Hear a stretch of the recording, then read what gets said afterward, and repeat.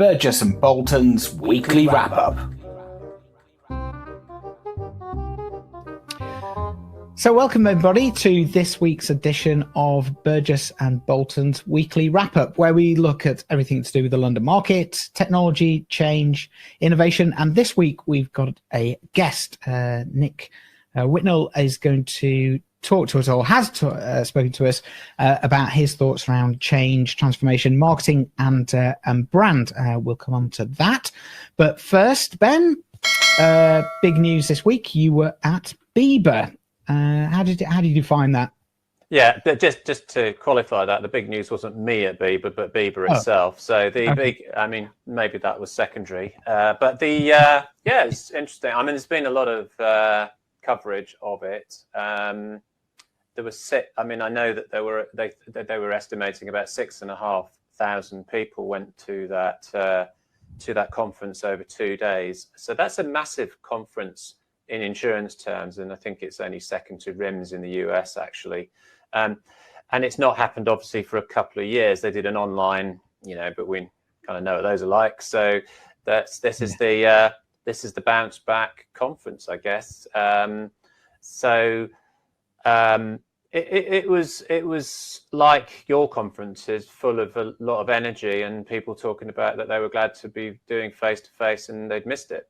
But yeah, anyway, there's a clip of me, so I won't say what I'm going to say in the clip of me talking in a rather louche environment.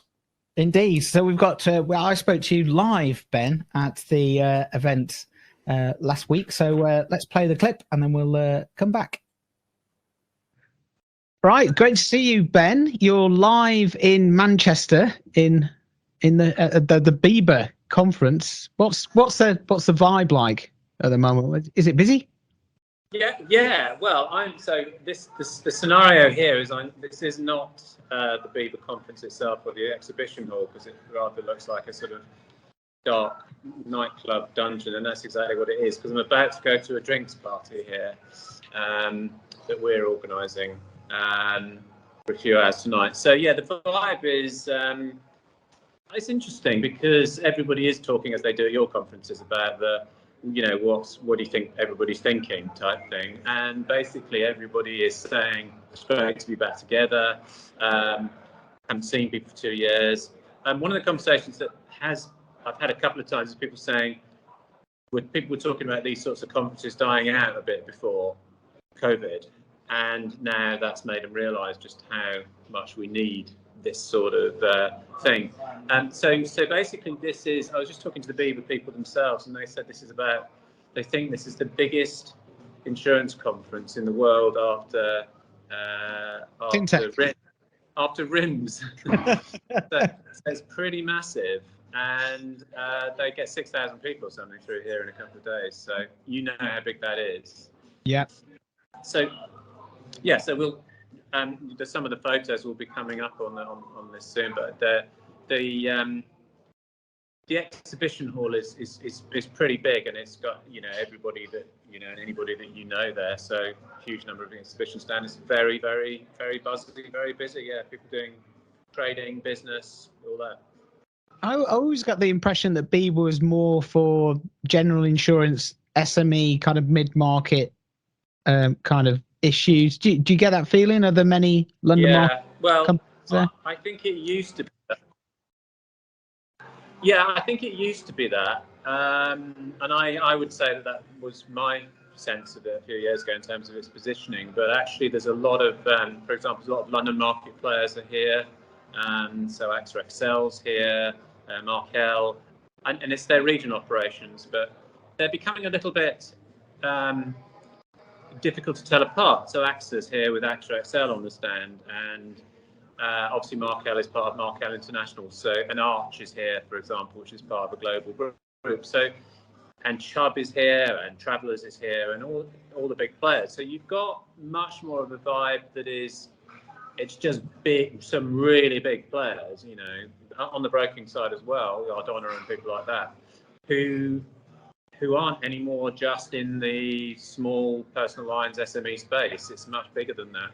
So I was surprised at how many people I knew, and I'm not I'm not so big in the mid-market space, more London, as you know. So it's it's a lot of London operators here. Chaucer's here as well. So Beasley. So a lot of names you would know. And it's interesting, isn't it, that they are there? Because one of the reasons that people exhibit at conferences and attend with their company logos and whatever is to portray their brands and give their brands life. And it's something we've talked about the last couple of weeks. So, and we've talked about the London market embracing the idea of brand and what that means for them in terms of purpose and work and what they actually do. And I think that now is playing through into conferences like BIBA, like the one you're at. Yeah, I mean, there's a lot of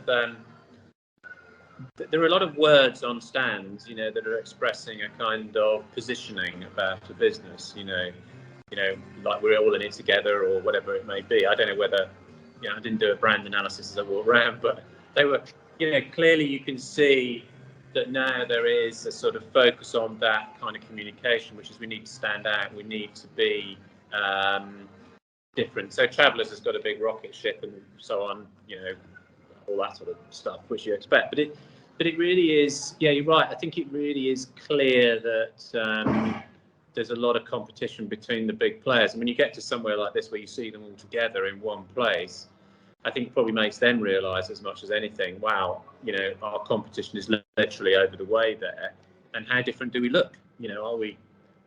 What's our proposition? What's our value add? And particularly in a place where everybody kind of knows everybody, because it's that sort of market, but actually they're all competing. So it's a slightly strange vibe in a way. It's a trading vibe, but it's also a kind of friendly, seeing your friends, mates again. Yeah. So before I let you go to the drinks, Ben, are there any kind of key issues that you've picked up? Anything new or interesting that you've heard either on the grapevine or in the conference hall? Yeah, so the conversation I've had have been really around the changing market, and I think partly where I started, the relevance of conferences and face-to-face. So the issue of face-to-face technology, how that's changing, and the importance of face-to-face comes through really strongly. Service issues we've been talking about quite a lot. We've just been talking about that with BIBA. So those are kind of pretty high up on the agenda. There are quite a few, I have to say, I think there are quite a few frustrations expressed from brokers with the insurers and the carriers because it's a harder market and a sense that, it's not proactive enough. I think that's coming through quite loud and clear. I suppose I think more so this time, there's quite a few insurtech businesses. So you should have said before, interspersed between the big carriers and the big brokers are these players. But again, the same thing almost is there. So you see the Verisks, Actuaris, so the very big players that you will know are there, and there's a lot of tiny little players. So you have the sense, and I've had conversations around, well, maybe in a few years we'll have like 10 massive insurers, a few boutiques, 6 massive brokers, a few boutiques, and some 3 or 4 massive tech companies. So I don't know, it's a time of change. So I suspect this is a bit of a landing stage after COVID for what comes next. But the BIBA people are pleased with it. I think for them it feels like as they said, with an event like this, it's a real sort of launching pad for doing things. So I think you'll see things coming out of this now. Good. I'm glad it's going well. Well, for personally, because it is a struggle sometimes to convince people to come along to events. So I'm glad that everyone's having a time. So that's good. For you, it's good. I mean, I think the importance of in-person events is definitely everybody's talking point, but I think they'll have to evolve and change. I think that's the point. Yeah. But at the moment they're not particularly, but they will. So what that will be, I think, is interesting. Definitely. Good. Right. Lovely to see you, Ben. Have a safe trip back. Enjoy the drinks tonight, and Will. be back on the show live next week. Yeah, no more OBs. We'll do an OB in a couple of weeks. Yeah, definitely. Right. See you soon. Cheers. Cheers, Jez. Bye. So Ben, I really like the bar dungeon that you were in there, and obviously it sounded like a great event. But what was the drinks reception like? Did it go off?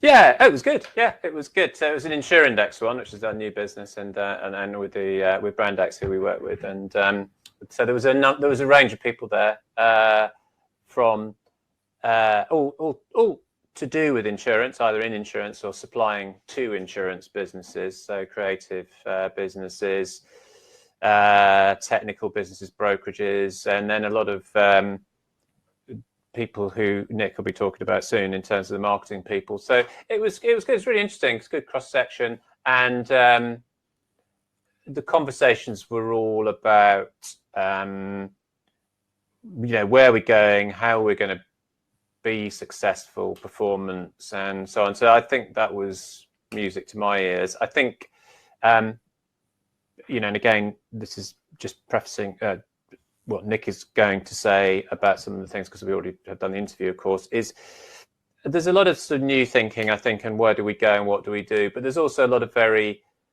traditional thinking, if you like, almost starting from scratch stuff, I think, still about we need to build something. So, and that doesn't feel very new, but it is new because more people are doing it. So it feels very competitive. And that's why everybody was there, right? So it was, and the question I was asked was, what do you think, Ben, was your favourite stand? and who have you got a favourite? Well, I can't say, can I? Because this is like clients. Yeah. Who were on the stand, would say, so what do you think was favourite stand? And I had to say, well, I think yours was pretty good. And then you go to the next person and go, oh, well, who liked your stand? Yeah, I liked yours. I wasn't sure about that lot over there. No, the stands were interesting because they were they stand out? I think some of them were big, some of them were very confusing. Didn't really know what they were trying to say. I'll pick out someone like Allianz had a good stand with a big sustainability message, which was very clear. Distinctive, I don't know, but it was very clear, and it looked good. Travelers had a good one with a rocket ship on it. It was all about getting business to perform, a kind of partnerships idea. And then there was quite a lot of the MGAs were there with big ones, and then the brokers, Ardonna, had a big stand. They were all a bit different, but I don't think there wasn't something that kind of grabbed you. I was looking for more. I want something next year that's really crazy. There's a lot of kind of normal, a couple of swag bags and the old chargers for your laptop and phone, and I don't know. I think I need a bit more than that. No, I think it'll be interesting when you go back next year to see if any of those big brands or smaller brands, challenger brands, really do something. Use that space quite differently. Because just a nice segue into the conversation we're going to have with Nick.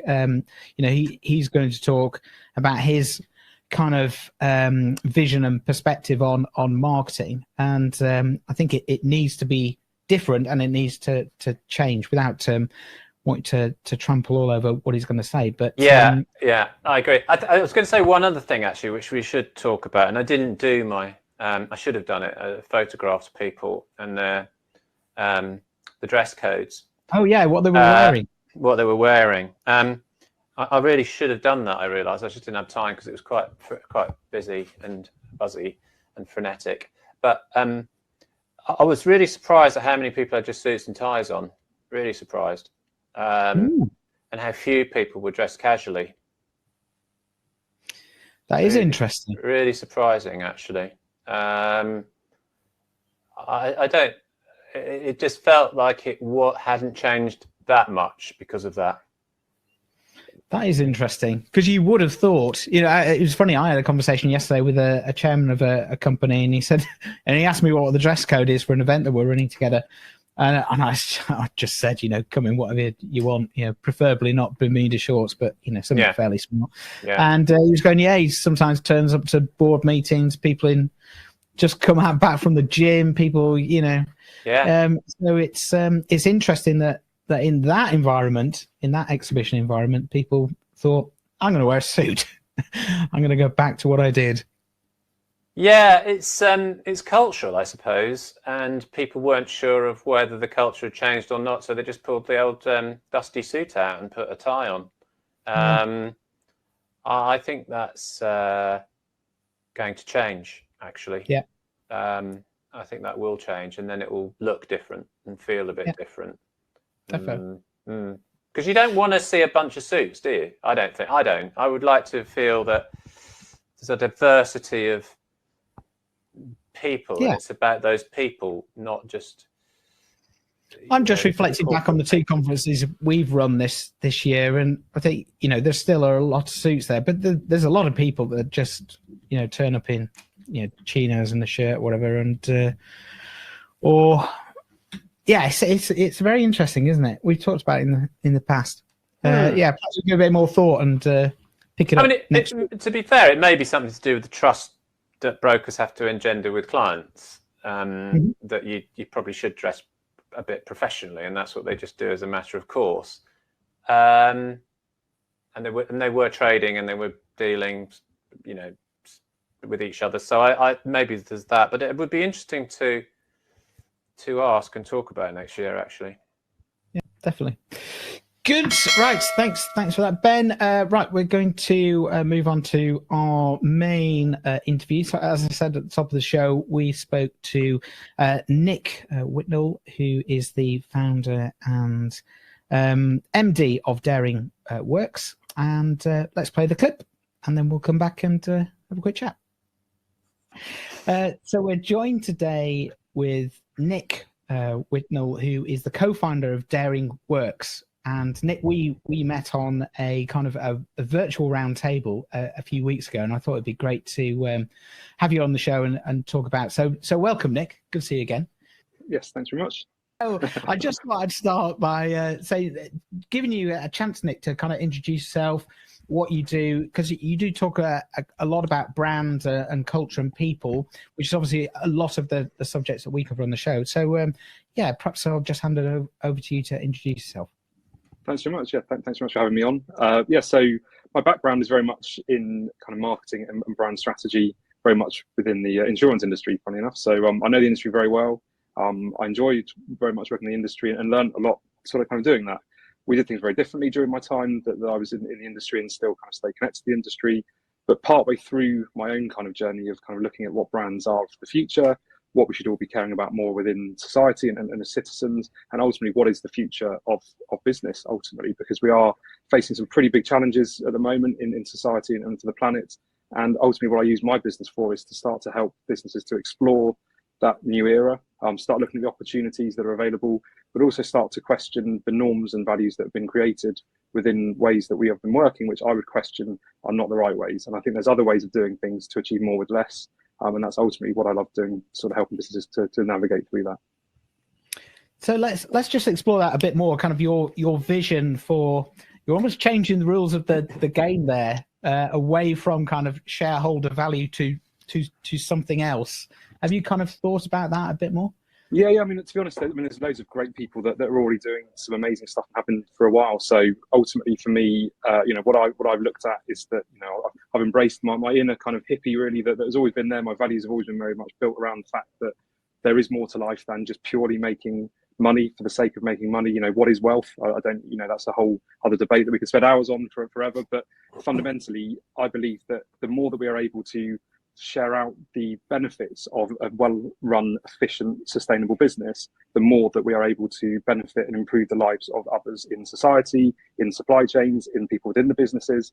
And I just believe there isn't really another way that I would like to work, to be honest. So, there are lots and lots of economic studies that are also showing this, that actually, there's things like donut economics, there's things like growing the pie. Fundamentally, what they are starting to look at is the sense that the more that you can add back into your stakeholder kind of overarching kind of view of the world, the more that you're able to deliver a profitable business, which is sustainable and is more resilient to change. But fundamentally, you are actually doing something which is bigger than just making money. And that is, to me, why I love to look at purpose-led businesses, and why I think that that really is something that we should all be looking at. Because if you look at ourselves, if you look at us as individuals and as human beings, I believe we all want to do something more than just purely making money, because that isn't, for me, a meaningful existence. So again, for other people might be, for me it's not. Well, that's the philosophy of Burgess and Bolton, actually, isn't it? Just do it, Great. just do it for the fun of it. Yeah.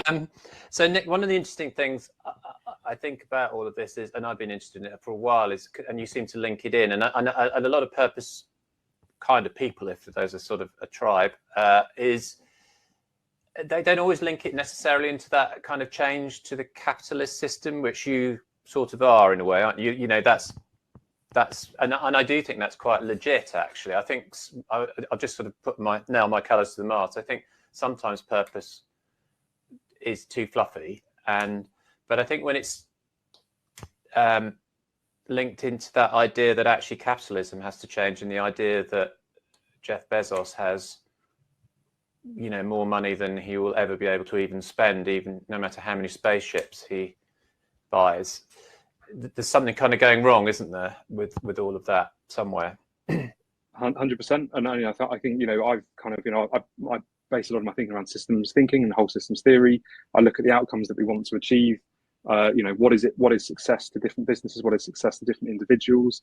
If you start to look at how much wealth can someone really fundamentally spend or need or anything like that, I just think that does get a bit kind of crazy. I think the other part of looking back at my career through things like insurance and putting that lens on it is that I did work through a period of very data-led, scientific, very performance-led marketing that was very much built around brand appeal, emotional appeal, how you can sort of tie the emotional and rational together. And if you can start to build that way that people are telling you they want to be part of your brand, if they want to resonate with something, citizens are already telling us that they want change. So the system that is working for some people, the wealth divide is getting bigger and bigger. It is not working for many people. We just had today the news about inflation. We've had people that are going to be worrying to pay their bills. And do we really want to continue down this path of saying that you can be incredibly wealthy for a few people, but for the rest of society, you're going to be left behind? And to me, that feels like we're going backwards. That isn't progression. So I think, if you look at that systems theory approach of things, you want to apply data, you want to use innovation, you want to use technology, but you have to set the right parameters to what you want to achieve with that. And I think at the moment, we might be just more quickly and more rapidly setting itself down a path to answer some really strange questions. And, I think that is not something that I think we should be doing. So, Nick, so if say I was a client of yours and you came in day one and we said, well, we're in a big insurer or something, and we've got no real notion of what we want to do, but we've got some shareholders, and the world seems to be pivoting towards things like ESG and the customer and the idea of us being part of society or the future society. What have you got a kind of framework, or do you just, is it kind of, I mean, you've mentioned systems theory, but is there a sort of brand framework, I suppose, is what I'm asking?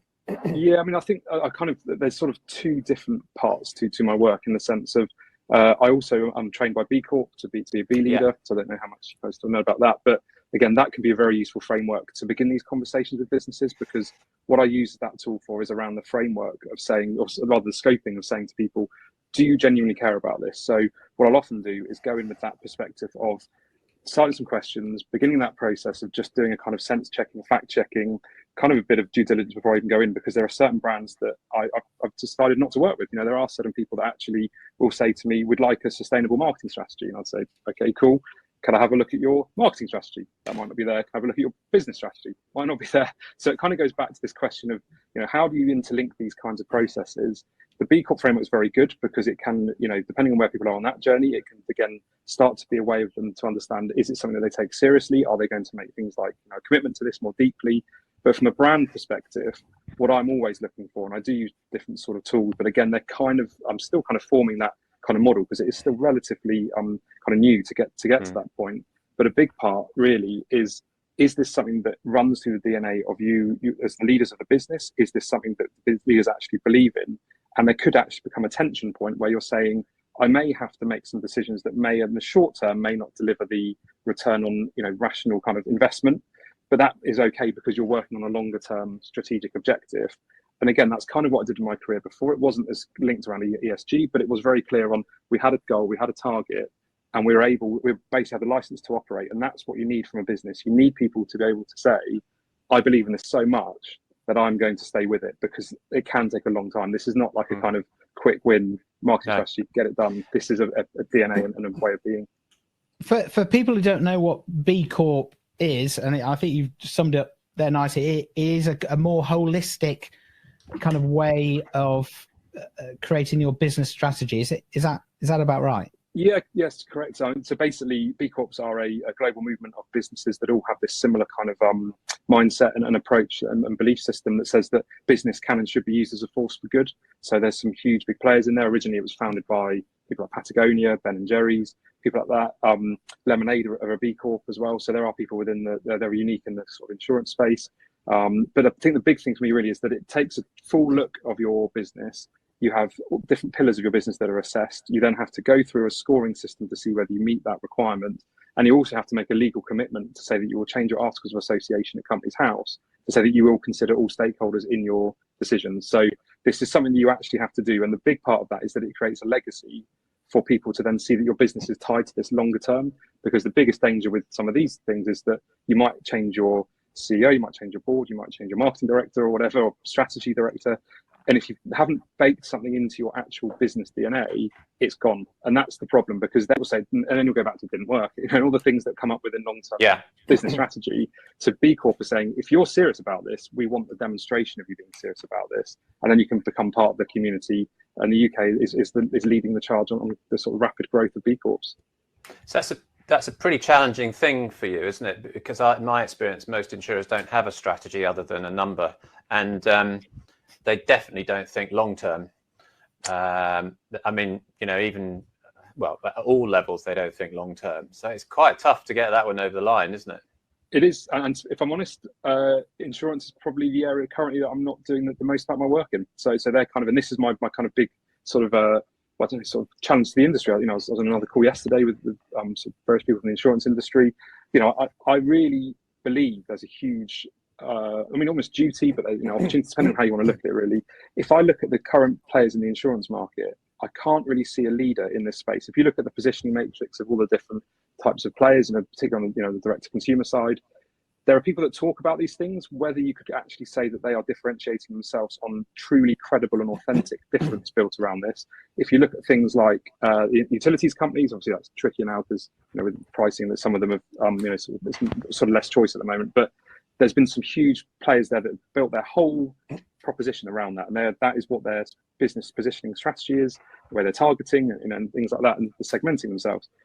But with insurance, I think that is a very big challenge. And I talk to some insurers, again, they maybe aren't quite so long this change curve as others might be. There's a lot of focus on things like digital innovation. There's lots of things around, kind of sort of customer centricity and things like that. I would argue that all of those things are basically leading you back to the same conversation, which is that we need to listen to what people are asking of these brands and these businesses, what society needs. And if you don't do that, I don't believe you're truly listening to the insight that you're probably being provided with. Yeah. So I get the principles, but the difficulty always, and it's true of all marketing, isn't it, really, which is the common question is, how do we get the board to agree to something that they fundamentally don't agree with? And I think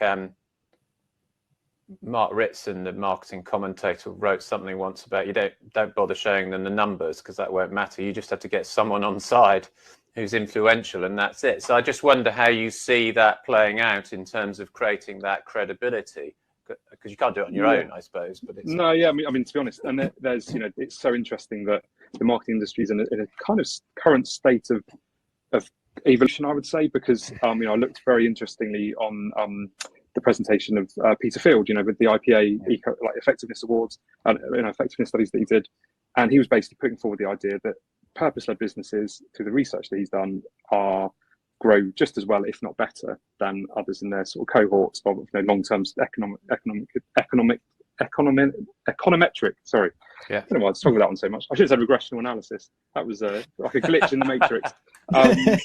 But basically, they look at that and they. Jeremy doesn't understand either of those words, so that's fine.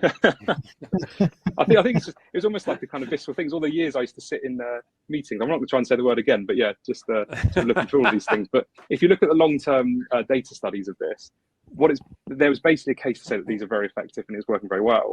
He then came under a lot of fire from various people and various different commentators saying, you didn't use the data correctly, it's not quite showing you this. And it kind of became this kind of battle that around purpose-led is becoming, this kind of purpose washing. It's, it's the next big buzzword. It's, there's bad things, there's good things. And I kind of just thought, I think we should be looking at this as a intellectual challenge to say, can and should we be looking at something in a way that you can build purpose into it? And if you look at some of the data that is available, and if I would say that, you do need to get a license to operate from your board, you do need to get that buy-in from people. And I think the data is there, but there is also still a sense of, but you need to believe in it, because there is also an emotional side of this, which is very much what marketing is, isn't it? There's a science, but there's also a gut feel. And I think there's a balance there. I mean, I think you've described that very well. I mean, I think that is, for me, the whole debate, really, which is over in all areas. I think this has been, this has played out quite well in the FT, I think, between, a couple of the protagonists, particularly Gillian Tett, who talks about ESG, and she says that's as much of a gut feel about businesses, whereas, of course, the hard facts people tend to say that actually the trouble is you'll be done over as soon as you and at the moment you could argue some of that is true, because obviously energy companies are doing fantastically well and all sorts of things are having to shift and change because of geopolitical issues and and just the hard facts of a world which I suppose we all thought had changed a bit for the better, but perhaps isn't as good as we thought. So I get your point there, that what's the point in debating a destination? It's a bit the same as saying I'm a marketing person, I'm going to kind of prove to the chief exec that if I do this and he invests or she invests this money, then there will be this return, because you don't know, do you? But the thing I've had quite a bit is people say, when we do independent performance metrics, and people will say, well, my chief exec doesn't believe that service matters. Can you prove it? I mean, people still say that, believe it or not, in insurance, but not many. But a lot of them used to say it. They said, we don't invest in it, we just don't do it. But to an extent, it's provable. But I think nowadays on something like service, which is not purpose, obviously, but it is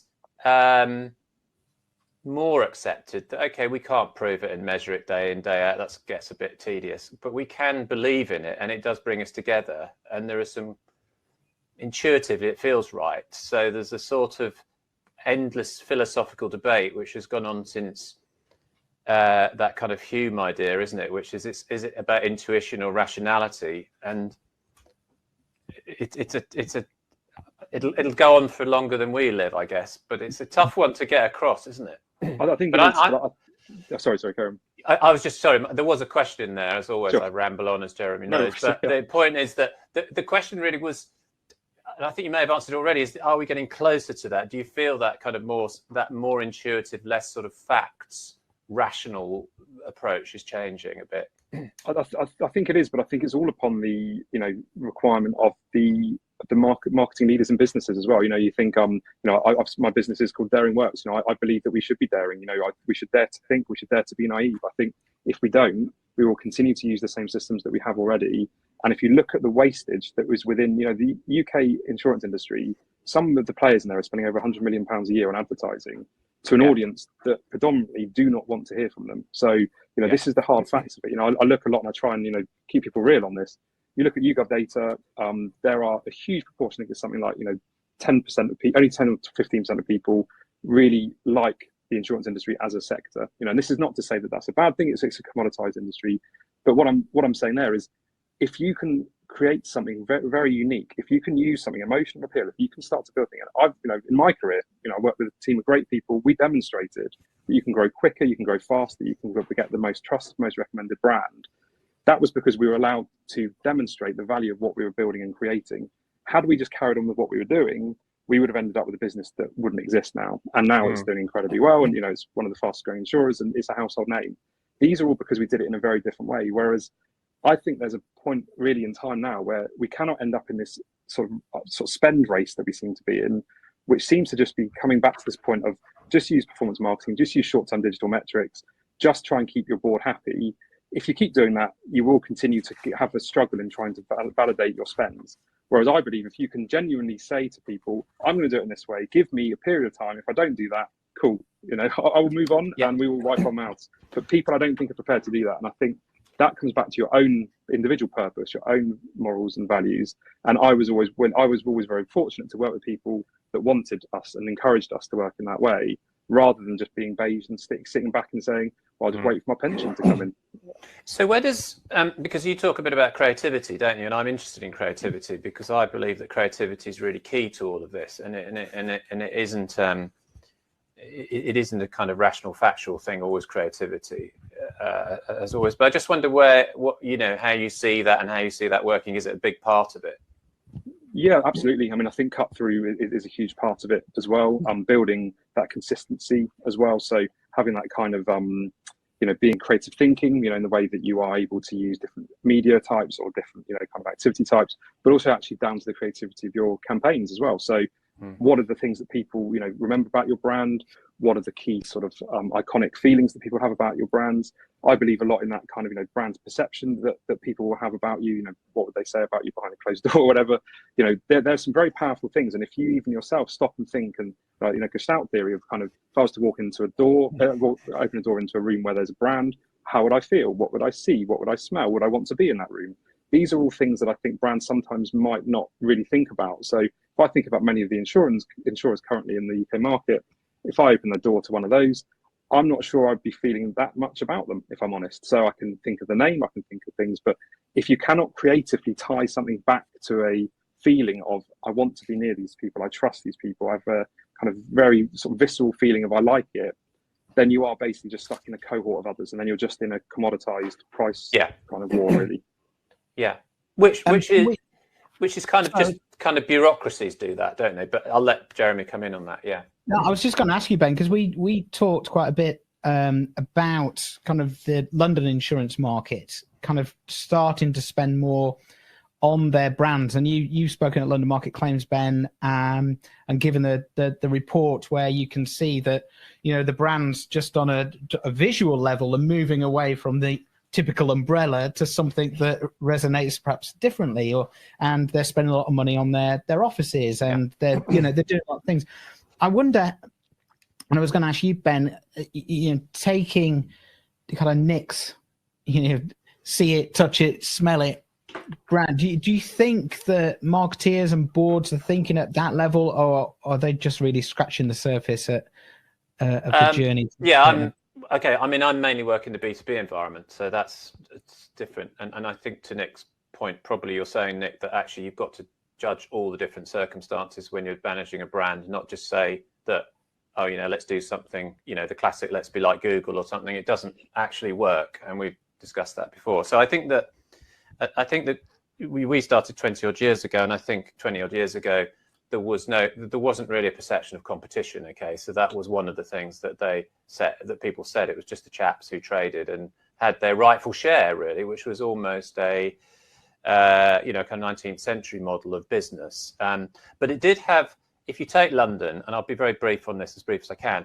is London really was about a lot of quite important values, which were about my word is my bond and things like those kind of old city values, which are quite important, and they're very useful in business in general, but they were espoused, I think, from a lot of the early pioneers. So, and I think that a good number of those, some of them were kind of rascals, but a good number of them were also actually had a kind of sense of that purpose, so that they did step up and pay. And even some of the recent people, Stephen Catlin, Robert Hiscox, people like that, have said that this is a business that actually stands or falls by its purpose. And sadly, I think that that's not happened as these businesses have become more institutionalized, bureaucratic, and actually more answerable to shareholders. So I think So I think there's been some big changes in the profitability of these businesses, which I won't go on now, but I think that has mattered. So they've had to deal with that. But I don't. So to answer your question, I think they're scratching the surface. I think they've changed quite a bit, actually, and probably more than we actually think. I think they are wasting a lot of money on things that they are simply keeping the board happy that they're doing activity. I think within the market in general, the interesting thing for me about what can happen is to use that kind of word specificity, which is, in fact, if you can start to look in the detail, you find out what really goes on. And I think it is about, you mentioned trading floors, for example, the way that the move away from Lloyd's, which was an interesting, iconic kind of place and concept and a building. But actually, people are drifting away from that now because it's too generic. It's almost too generic. It doesn't say what Liberty is about or Hiscox is about, and they do that in their own offices now. So I think that's a change. And so people, we talked again a lot about this. Is about people. So the people aspect of these professional businesses is really important, and how they represent their brands and what they are, both in terms of the integrity, the conversations and the discourse and everything. And I think sort of almost unconsciously that's drifting into the to the market. You know, so if someone wrote to me this morning and said, could you put some questions on ESG or about ESG onto a survey to see how we're doing on that, for example. Now, you know, it's just a question, but it's an interesting one that starts to come up, you know. So there's a reality to it, and they want to measure it, as Nick has said. So I think ultimately they haven't fundamentally changed. They're not getting to the place which is, we're going to be brave, daring, distinctive brands. I think, as I've said before at conferences, they've rather scoffed at people like Lemonade and people like that. And to be fair, people like Lemonade have also messed it up a bit badly as well. So I end up thinking you've got to balance a bit of the two, really. You've still got to run a good business and make that work, because your people have got to earn a salary and feel that it's worth it, and get the rewards for that hard work.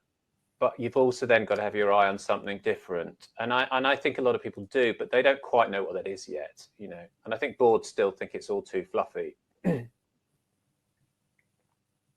Which I think is that your sense as well, Nick?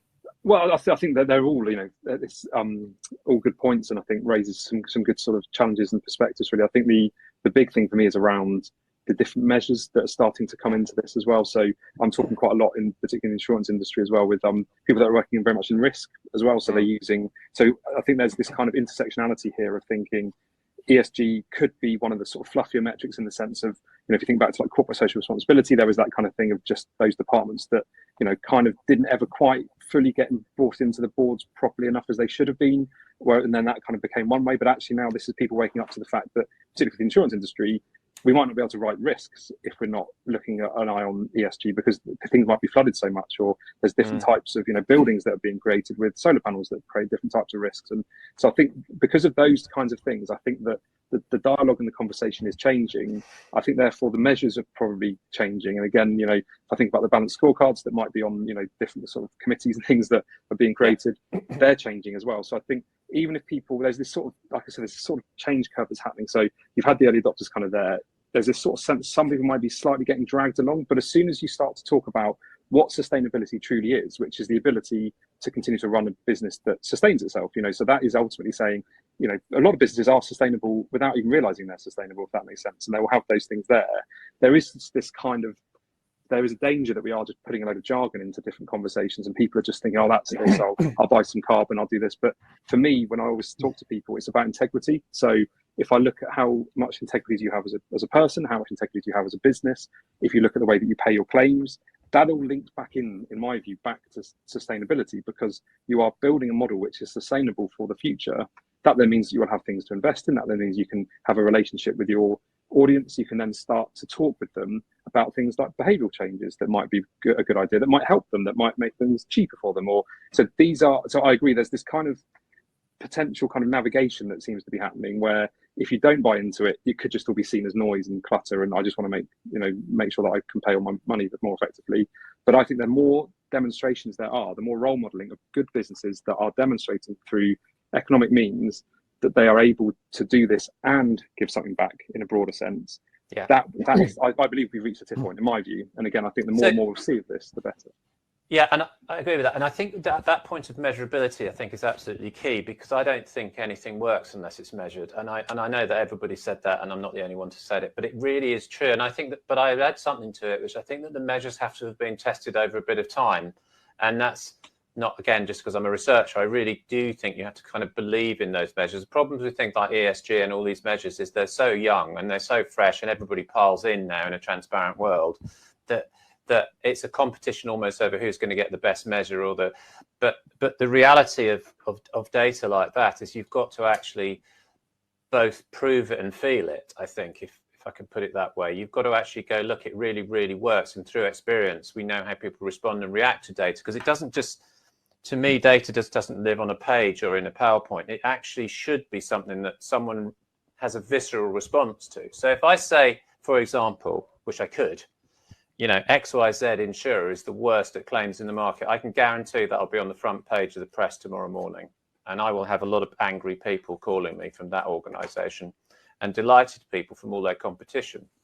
So I'm just saying, as much as there is a lot of wash of absolute rubbish in the digital world, there are things that do cut through. But are people brave enough to put those stats out? No, because they cover them up most of the time.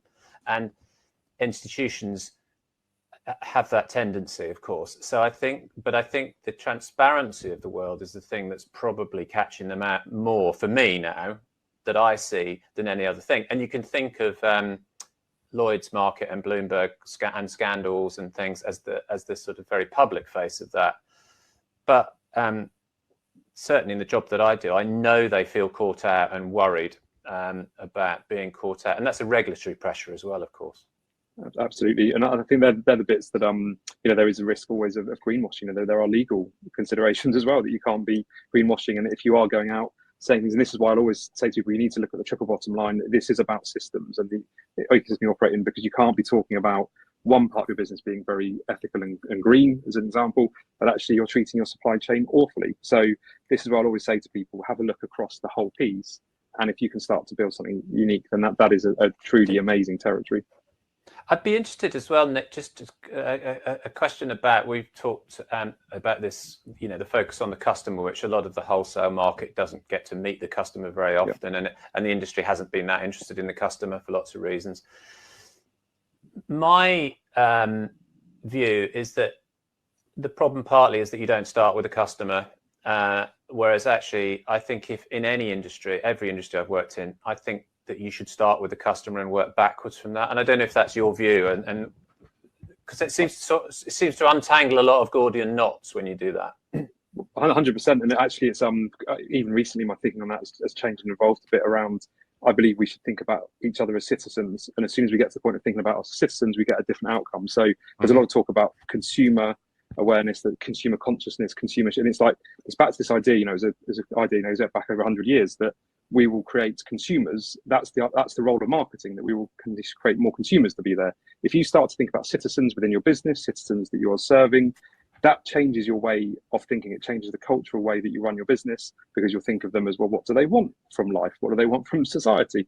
And if you start from that, I completely agree. If you start from that perspective of who is the end person that will be as part of this, and with the stakeholder mapping that you could do, it just gets bigger and broader. But I'm confident to say that is going to be the future of where we need to go. Whether we do or not is going to be the next challenge. But if we do that, I believe the outcomes will be better for all.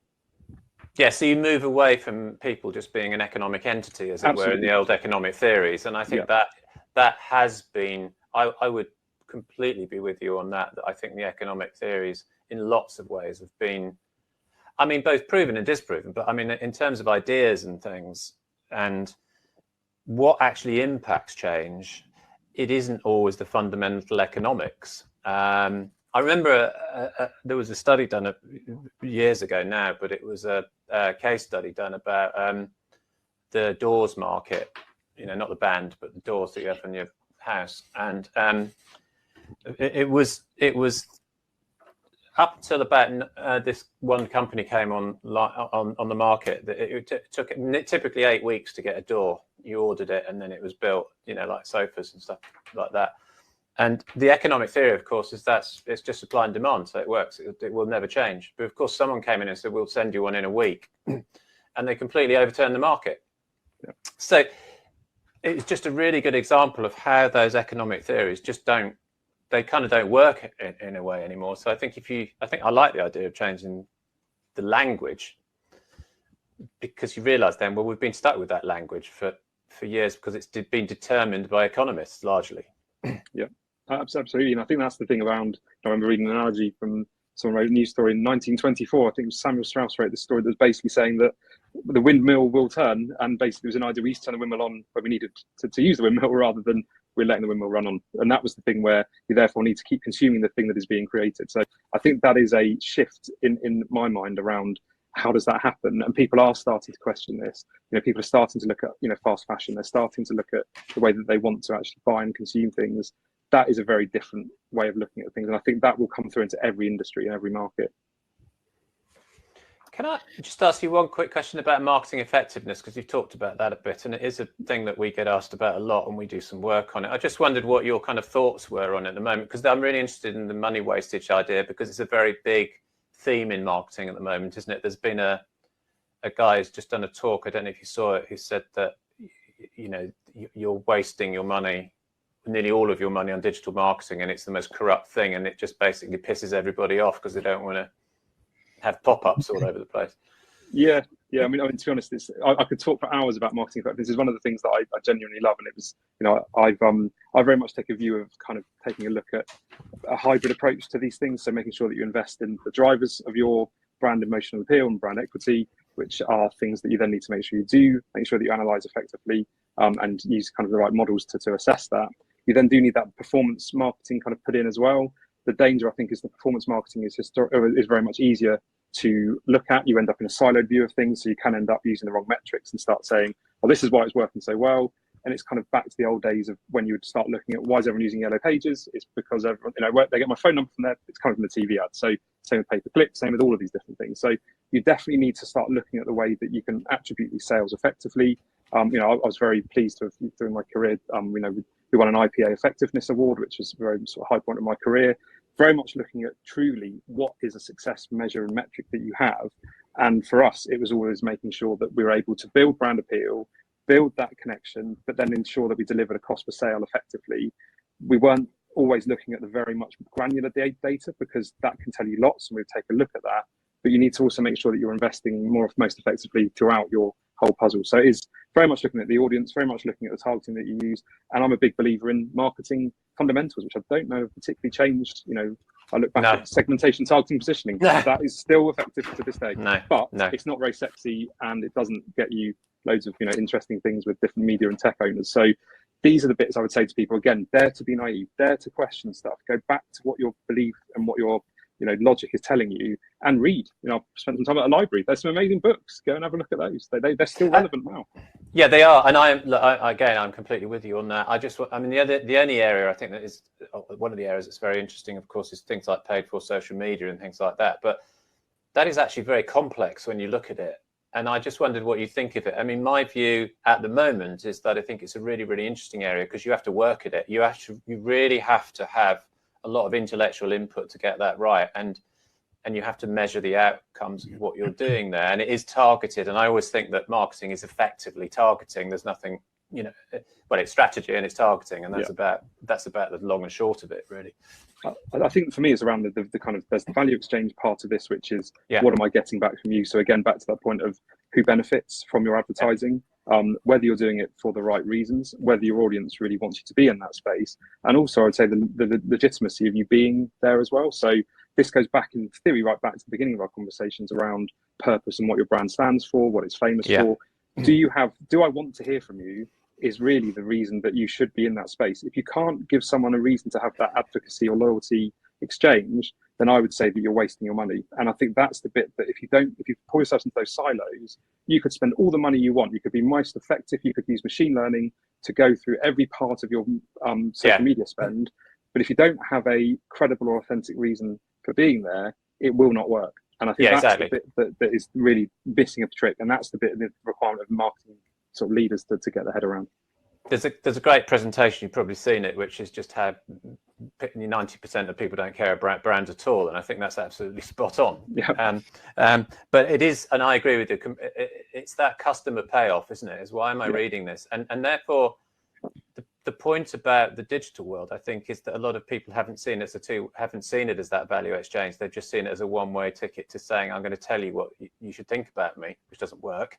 And but it's also a fantastic opportunity for sharing things with people. And I guess the thought I've got is that creative, in a way, was always a payoff for people because it made them laugh, or they could chat about it with their mates in the pub or on your date, or what, it creates a sort of social conversation, which I always think we've lost a little bit in the creative end of things. We've become very boring wiring diagram people in marketing. I agree. I think we've lost some of the characters. We've lost some of the kind of the joy that is marketing. It's very much a fun kind of thing. Yeah. I think the other thing that I would say around sustainability is just kind of sort of thought on that, is that if you think about trying to achieve more with less, which is what sustainability kind of is, if you look at the actual cost of sending out things like an email campaign, or I've been getting more and more interested in the cost of data in terms of the carbon impact that it has. Things truly, the way you build your website very much has an impact on the way that the amount of data it consumes, the amount of energy it consumes. If we can get more effective with our targeting and our marketing in that way, it also has a benefit in the sense of it's reducing your impact on the planet. And I think more and more people will wake up to these kinds of things as well, because if you're using a mailing list and your kind of response rate is tiny, I would question whether you should be sending it anyway. But that actually has a cost on the planet, which is quite significant. There's a huge amount of data out there that's saying that it's actually really bad for the planet. People will start thinking, well, if you're not responding to it, when there's also a cost. And I think that's the bit that people were thinking about with door drops probably 15 years ago. And now they need to think the same way. But that is, again, not sustainable. It is sustainability, but it's actually about just good business sense. And that's what people need to start thinking. Yeah. Like crypto, isn't it? Because the guy who's one of the big crypto guys yesterday said it's not sustainable as a payment system because it's not sustainable. It's just not sustainable because it consumes so much power. Yeah. Absolutely. Yeah. Well, Nick, it's been fascinating talking to you. Thank you for sharing your thoughts. They've certainly triggered a lot of thinking within my head. Even though it's swirling around with mad drugs. So thanks for that. And I think in a few weeks we'll probably come back and pick up on some of these themes, because I think myself and Ben are doing quite a lot of work in branding, and we've got TinTech coming up. So there's always thoughts that come out of that event as well. So we can perhaps pick up on these themes and see what direction they're taking. But thanks ever so much for coming on. It's been great. My pleasure. Great to have you, Nick. It's really interesting. Thank you. Cheers. So that was great talking to Nick there. I've written down so much stuff, but one of the key things that jumped out at me was kind of this change of language, which we always talk about in the London market, but from consumers to citizens, that really does shift the dial in your mind when you're thinking about marketing and just strategy within your business. So yeah, it was really good talking to him. Yeah, language changes everything. I was enjoying the conversation about measurability. I think that is key to all the debates and the arguments at the moment, and how that plays or integrates, if you like, with intuition as to how you feel, what your gut feel is about doing business in a certain way. And that's how things change, really, is there's a bit of measurement and a bit of, I think, so it's head and heart type stuff all the time. There's more opportunity to measure these days. That can have bad consequences. But I think we need a bit of both. But ultimately, the measures, I think, are pretty important. But they can be devalued, of course, if it's things like greenwashing. So it's a very interesting debate. It will go on for a while, and it will never be proven. my view, one way or the other. But it's. I think Nick made a point, really. That it's healthy to be. You don't just give up on it. Yeah, you actually just get involved, and we muddle through, but in the right way. Yeah, definitely. Good. Thank you again for Nick coming on the show, and we will have him back later in the year. Okay, Ben, what are you doing this weekend? Anything good? This weekend, I'm going to a wedding. Oh, great. See, that shocked you because I'd forgotten myself until I just said it. Yeah. I'm going to a wedding and I bought a new outfit because my wife said you probably need to think about getting a new outfit. So I've bought a tie. No. Yeah. I don't think I've ever seen you wear a tie. No, I kind of have to because they've done this thing that young people do, which is it's an Insta wedding type thing where it's all pre-photographed and it says on the invitation, "Think Royal Ascot." Now, lots of images came to mind at the end of Royal Ascot, but anyway, I think they meant the beginning when people arrived not drunk. And okay. You're not going as a horse. Yeah. Oh, that'd be good. So anyway, so I thought, well, I'll just put a tie on because it's easier to go with that. So, and I looked at my ties and I thought, my God, they're like from about 4 years ago, So I didn't want to look like a used car salesman. So I thought I'd better buy something. I mean, yeah, there are lots of ties around still. People are obviously still buying them. But that's my investment for the weekend. Not much. Good. Well, that sounds like fun. You never know. The weather might hold. So that's yeah, it'll be fine. It'll shine on the righteous. What about you? Excellent. I will be recovering. I've got a bad knee, so yes, the normal story. But yeah, hopefully it will get better over the weekend. Okay, great. Thanks very much, Ben. Enjoy the wedding. Look forward to the photos next week. And thanks for tuning in, everyone. See ya. Thanks, everyone. Bye. Burgess and Bolton's weekly wrap up.